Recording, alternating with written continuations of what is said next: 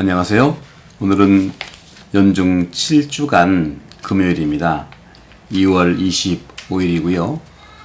오늘 복음은 마르코 복음 10장 1절에서 12절인데 오늘은 주님께서 가르치시면서 바리사이들이 예수님을 시험하려고 이혼 문제에 대해서 제기를 하죠. 바리사이들은 남편이 아내를 버려도 됩니까? 하고 물어요. 그러니까 예수께서는 모세는 너에게 어떻게 해라 하고 명령했냐 했더니 바리사이들은 이혼장을 써주고 아내를 버리는 것을 허락했다 하고 말하죠. 그러자 예수님께서는 아주 본질적인 문제에 대해서 이제 건드려 보시는 거죠. 너희 마음이 완고하기 때문에 모세가 그런 명령을 기록해서 너희에게 남긴 것이다. 그러면서 본질적인 남녀의 일치성에 대해서 사랑에 대해서 말씀하십니다. 창조 때 하느님이 사람을 남자, 여자로 만드셨고 남자는 아버지와 어머니를 떠나 아내와 결합하여 둘이 한 몸이 될 것이다. 이제는 둘이 아니라 한 몸이다. 하느님이 맺어주신 것을 사람이 갈라놓아서는 안 된다 하고 말씀을 하고 있죠. 저는 이 부분에서 둘이 한 몸이라는 것, 둘이 한 몸이 될 것이라는 것, 하느님이 맺은 것을 사람이 갈라서는 안 된다는 것, 이것은 법적인 측면에서 교회법도 가톨릭은 이혼이 안 된다 하고 얘기를 하는 것이지만 근본적으로는 한 몸 되기 여정의 결혼 생활이죠. 따라서 이 둘이라고 하는 그런 정신, 둘이라는 가치와 한 몸이라는 가치가 같이 밸런스를 맞아야 되는 것이죠. 둘이라고 하는 것은 서로 각자가 살았던 환경이 달라요. 사람이 다르다고 생각하지 마십시다. 이제는 인지심리학도 그렇고 우리 영혼 돌봄 심리학으로 저는 얘기하고 싶어요. 영혼 돌봄 심리학. 제가 이제 주장하는 것이죠. 영혼 돌봄 심리학, 아니면 영혼 심리학에서는 저는 그런 말씀을 좀 드리고 싶어요. 사람을 대상으로 하지 않는 건 아니지만 사람이 속한 그 상황을 정확하게 바라는 거죠. 그런 점에서 예수님께서도 둘이라고 하는 가치는 사람이 다른 게 아니라 바로 상황이 달랐던 환경에서 자란 것을 인정하라는 것이죠. 그래서 서로의 자유를 보장하는 것이죠.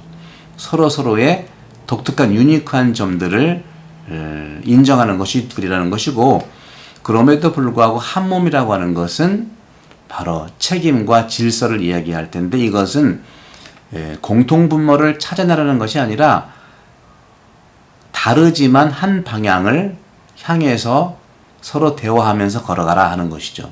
그렇기 때문에 질서와 책임의식이라 하는 것도 바로 이런 관점에서 영에 의해서, 사랑에 의해서 다른 환경의 사람이 만나서 한 목표라고 하는 것을 각자의 방법으로 서로 대화하고 함께 어깨동무하면서 둘이 하나가 되는 그런 여정에서 이 결혼 생활을 이야기하고 있고, 짝에 대한 말씀도 드리고 싶어요. 짝.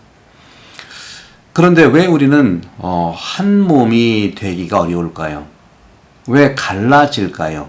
오늘도 이혼 얘기를 했는데 바로 이 모든 것들은 내가 살아가고 있는 무의식, 또 제가 말하고 있는 영혼 심리학에서 얘기하는 생각과 마음, 이런 무의식의 세계가 바로 내 존재와 평화로 가는 여정에 영향을 미치지 않도록 해야 합니다.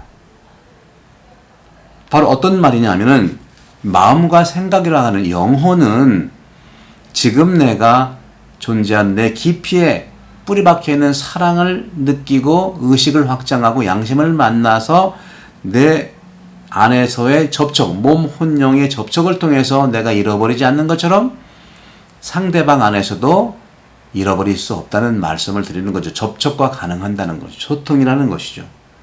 따라서 마음과 생각이라고 하는 이 영혼은 늘 상황에서 고통이라든가 힘든 것이 생겼을 때는 늘 과거예요. 지금이 아니죠. 그렇기 때문에 바로 마음과 생각을 놓아버리라고 하는 것을 얘기하는 것이죠. 지금이 아닙니다. 그런 점에서 저는 용서의 개념을 한번 나누고 싶어. 용서. 이혼이라고 하는 것, 또 갈라진다고 하는 것은, 그리고 둘이 하나인데 하나가 둘로 그냥 분리되는 그런 이유가 뭐냐? 거기에는 중요한 그 사람에 대한 차이를 바라볼 수 있고 성격 차다 할 수 있지만 저는 상황차라는 것을 정확하게 보라고 말씀드려요. 상황차. 사람은 거의 유사합니다. 한국 사람들처럼 남녀의 성격이 비슷한 나라가 전 세계에 없어요. 북유럽이라든가 이런 데는 전혀 남녀 차이가 심하기 때문에 양성평등을 얘기하는 것이고요. 이건 물론 인지심리학에서 다 얘기를 하고 있더라고요. 한국만큼은 양성평등을 얘기는 하지만 남자와 여성의 이 둘이라고 하는 차원이 아니라 하나라는 차원의 가장 성격이 하나의 한 몸을 이루고 있는 국가가 한국이라는 것을 실험을 통해서 얘기를 했더라고요. 그런 점에서 저는 이 용서라고 하는 이 관점은 꼭 죄를 지어서가 아니라 바로 둘이 한 몸이 되는 중요한 키워드 용서. 용서는 다른 말로 사랑입니다. 용서는 바로 나 자신을 위해서 해야 되는 거예요. 더 이상 사람이 아니라 상황에 대한 내 반응을 품지 않는 것, 특히 나쁜 것, 분노라든가 원한을 품지 않는 것이 바로 나를 위한 것이고 그것이 사랑이고 그것이 용서입니다. 여러분 언제 사람들이 상처를 줍니까? 증오와 원한이 있는 사람들이 여러분에게 상처를 주는 것 같죠? 그럴 수 있지만 사실은 증오와 원한을 주는 그 사람이 여러분에게 상처를 주는 것 같지만 사실은 증오와 원한 자체가 그 사람에게도 상처를 주고 나에게도 상처를 주는 거예요. 우리의 공동적인 대처는 정할 것은 사람이 아니라 증오와 원한을 우리는 거부해야 되고 어떤 측면에서는 안아야 됩니다. 증오와 원한을 안아주면 증오와 원한이 변화되는 걸 볼 수가 있겠습니다. 그런 점에서 모든 것을 이해하는 것은 모든 것을 용서하는 것이다. 모든 것을 사랑하는 것이다 하고 말할 수가 있겠죠. 그렇기 때문에 용서는 사랑이고 둘이 하나가 되어가는 여정이라고 얘기할 수 있겠습니다. 용서가 없다면 스스로를 벌할 뿐입니다. 용서가 없으면 벌만 남습니다. 죄와 벌이 남습니다. 그런데 용서가 있다면 스스로를 해방시키는 동시에 그 죄에서 그 벌에서 자신을 떼어내는 것이라고 말할 수 있겠습니다. 사랑하는 형제자매 여러분, 용서는 뭡니까? 참으로 행복과 참으로 자유를 느끼는 선물 아니겠어요? 그것은 화해하고 달라요. 여러분들 보통 우리 한국 사람들은 용서를 화해로 생각해서 도저히 저 사람한테 용서는 나와의 관계입니다. 따라서 용서는 참 행복과 자유를 누리기 위해서 과거를 놓아버릴 때 발생하게 되는 것입니다. 축복된 하루 되기를 바랍니다. 성부와 성자와 성령 여러분 감사합니다.